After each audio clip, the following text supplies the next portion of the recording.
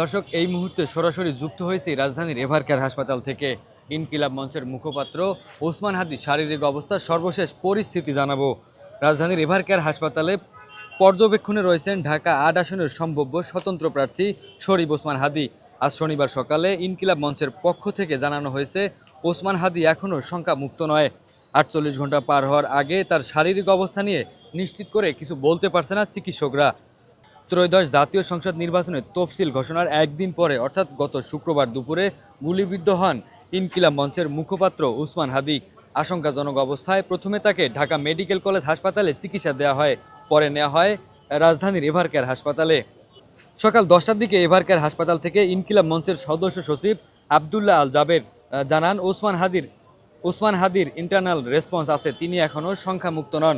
চিকিৎসকরা ৪৮ ঘন্টার পর্যবেক্ষণে রেখেছে তাকে।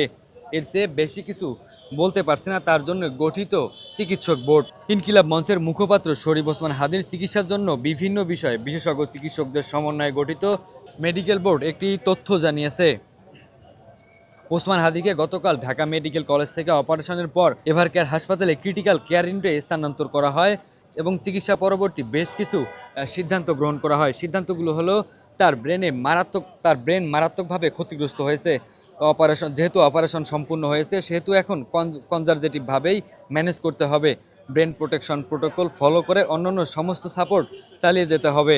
যদি একটু স্টেবল হয় তাহলে ব্রেনের রিপিট স্ক্যান করানো যেতে পারে।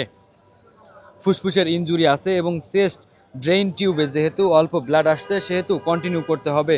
ফুসফুস সংক্রান্ত ও ARDS যাতে ডেভেলপ না করে সেদিকে খেয়াল রেখে ভেন্টিলেটর সাপোর্ট চালিয়ে যেতে হবে। কিডনির কার্যক্ষমতা ফেরত এসেছে, সেটাকে ধরে রাখার জন্য ফ্লাইট ব্যালেন্স ঠিক রাখা হচ্ছে এবং সেভাবেই কন্টিনিউ করতে হবে। শরীরে রক্ত জমাট বাঁধা ও রক্তক্ষরণ হওয়ায় মধ্যে যে অসামঞ্জস্যতা দেখা দিয়েছিল সেটা অনেকটাই ঠিক হয়ে আসছে এবং এটাকে সার্বক্ষণিক মনিটরিং করে রক্ত ও রক্তের বিভিন্ন উপাদান ট্রান্সফিউশন করতে হবে। ব্রেন স্টমের ইনজুরির কারণে ব্লাড প্রেশার ও হার্টবিট উঠানামা করছে। ব্লাড প্রেশারের জন্য সাপোর্ট যেভাবে দেয়া আছে সেভাবেই চালাতে হবে। যদি হার্ট রেট কমে যায় তাহলে টেম্পোরারি পেসমেকার লাগানোর জন্য টিম সার্বক্ষণিক রেডি আছে। ওসমান হাদির জন্য গঠিত মেডিকেল বোর্ড জানিয়েছে বর্তমানে তার সার্বিক পরিস্থিতি অত্যন্ত আশঙ্কাজনক। মেডিকেল বোর্ডের পক্ষ থেকে জানানো হয়েছে অযথা যেন কেউ হাসপাতালের সামনে এসে ভিড় না করে।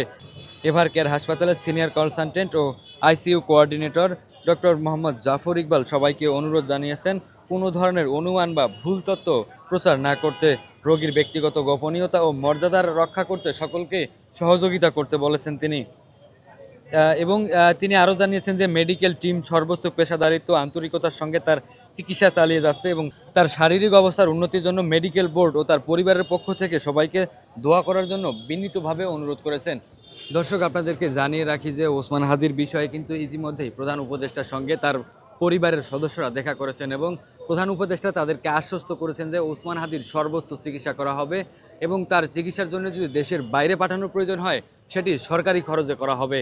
ওসমান হাদির জন্য গঠিত মেডিকেল বোর্ড যে সিদ্ধান্ত দিয়েছে সেখানে বলা হয়েছে যে তিনি এখন কনজারভেটিভ মুহূর্তে রয়েছেন এবং তার ব্রেনের বেশ কিছু অংশ ক্ষতিগ্রস্ত হয়েছে। ৪৮ ঘন্টা না পেরোনো পর্যন্ত কিন্তু বিশেষ করে কিছু বলা যাচ্ছে না এবং পরবর্তী ধাপে কি হবে সেটি আসলে ৪৮ ঘন্টা পেরোনোর পরেই হয়তো বা সিদ্ধান্ত দিতে পারেন তার জন্য গঠিত মেডিকেল বোর্ড।